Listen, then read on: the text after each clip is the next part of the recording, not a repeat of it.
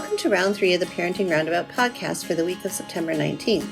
I'm Nicole Erdix, and I'm here with Catherine Haleko. Hello. And Terry Morrow. Hello.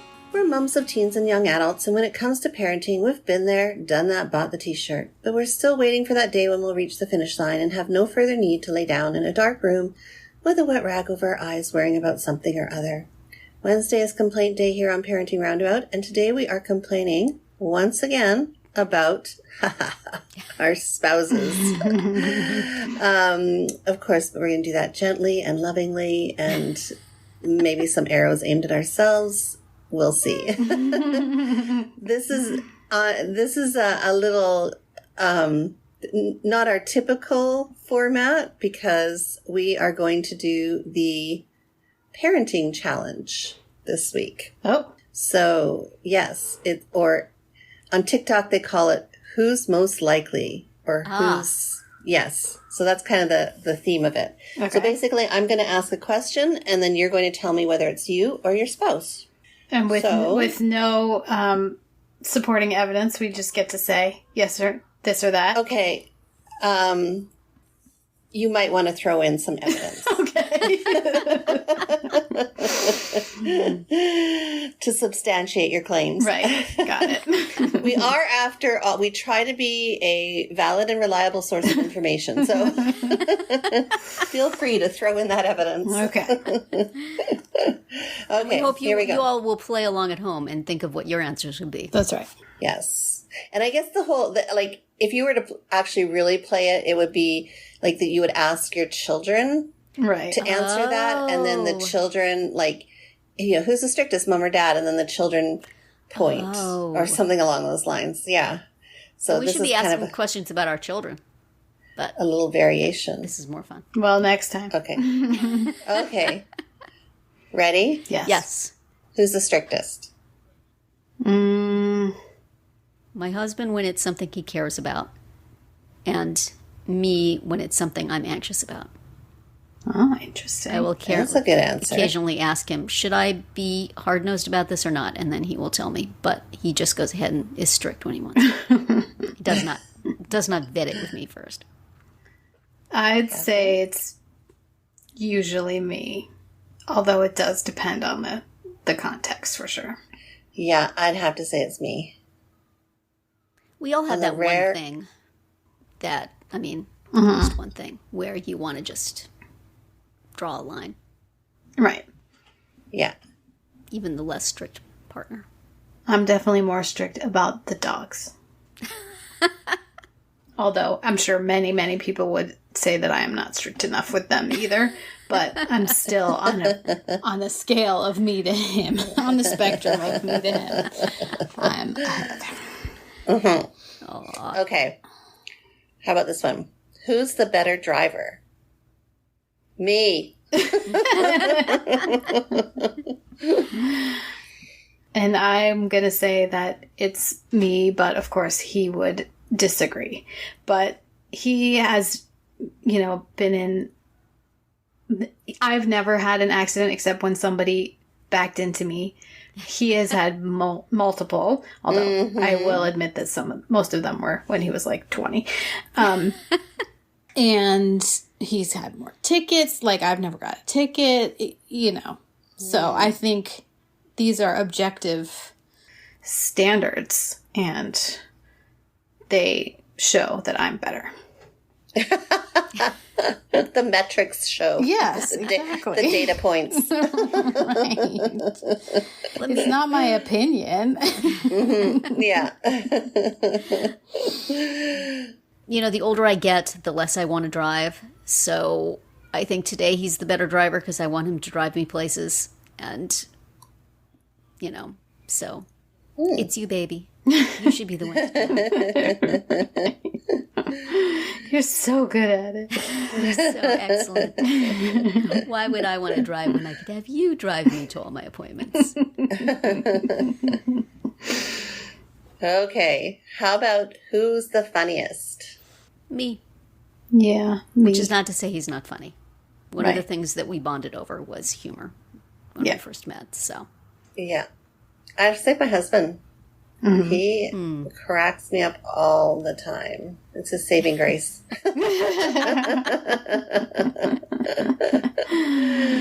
He has these zingers, and you're just like, what the heck?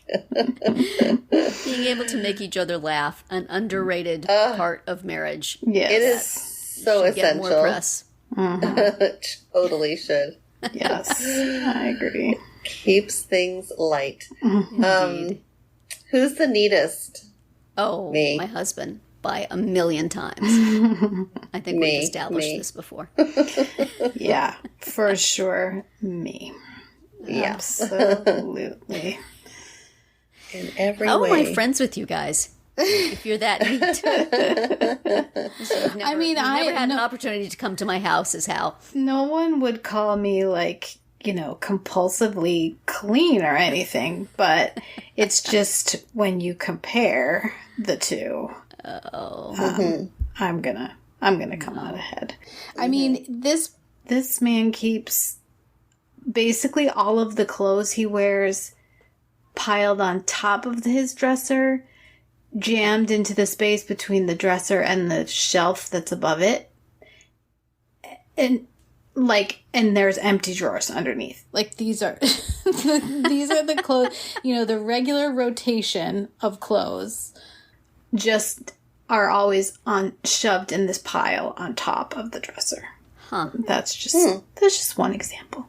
Yeah.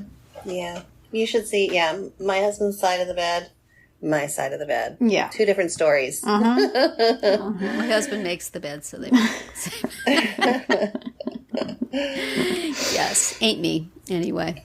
My husband's really good at deep cleaning. He just doesn't do it often. Like, I'm not a deep cleaner. I'm like, put things in a closet and shove the door. Yeah. Hope it closes. I do like to be organized, I guess, in a sense. Right. But probably more organized than... Yeah, I'm organized. He's the deep cleaner. Right. But he lets things go for like a super long time, and then he has to deep clean. Right. Yeah, I mean, I get very frustrated by the clutter and just the amount of stuff, and that doesn't bother him. Like, he needs to see things. Like, I think we've talked about this. Like, he'll buy whatever ingredient because he's going to make something, and he won't put that away. It'll be sitting out on the counter until such time as he gets around to making whatever it is he bought it for. And I'm like, why can't it go in the cupboard or in the pantry or wherever until you're going to use it? Like, why does it have to be sitting here? That makes me insane. So, Agreed. But then from time to time, he'll go on a big, like, I'm cleaning the entire basement, or, I'm getting rid of all this stuff. I'm reorganizing all that. He'll do like a big purge. And I just sit back and wait for that to happen. Yeah. So, because it's not my stuff, so I can't purge it. So. Exactly. Okay. Who's more outgoing? Oh, me. Yeah. By the same margin with the neat. Yeah, me also, for sure. My husband was outgoing for a brief time. He went to a Catholic singles group. He found me, and now he's good. Then he's like, all right, we're all set. Done that. Now you can be the social one. Exactly. And I am not, especially as I get older, less and less interested in being outgoing. But, I mean, we may just hole up and never go out. That's sounding more and more appealing with every passing year. It's COVID. Yeah. We're just going to stay home for the rest of our lives. It's fine. We don't want to take any chances. We do not want COVID. It's hard to get back out when you found your comfort zone of never seeing people at all. Well, I have to say my husband's the more outgoing one. Yeah. He's definitely the one that's, he's more the social. You should see him work a party. He's very outgoing. Wow. My husband is he's very good at faking it. he's very good at looking like he's working the room at a party. But inside he's miserable and, was dragged there under great duress. Probably mentioned this before, like the definition of an introvert and an extrovert being, they can both appear equally outgoing, but for one, it charges their battery to be with people, and with the other, it drains their battery. Right. So I think I am the latter. I am definitely drained. Yes. Although a lot of people are both. And I for sure am both. Like, I definitely need alone time, but I also need people time. Mm-hmm. So I'm, the introverted extrovert or the extroverted introvert or whatever you want to call it. And then there's the thing where you get real charged up and you're real friendly and you're real outgoing. You're talking to everybody. And then you go home and you think, oh my gosh, why did I say that? Why did I do that? What did oh my gosh, they must all hate me. Why did I shut up? I don't know what that says. Right. It's introvert, extrovert, neurotic, basically. Good all right. times being a human. Last one. Who has the better memory? He does, but it's nothing compared to our kids. Our kids can pull dates out of their head impressively. Right. Anytime we need to know something. And what you ate for dinner. A particular thing. Right. Yes. Mm-hmm. Unbelievable. So we both pale in comparison with them. Mm-hmm. But of the two of us, he definitely has a better memory than me. I am very bad.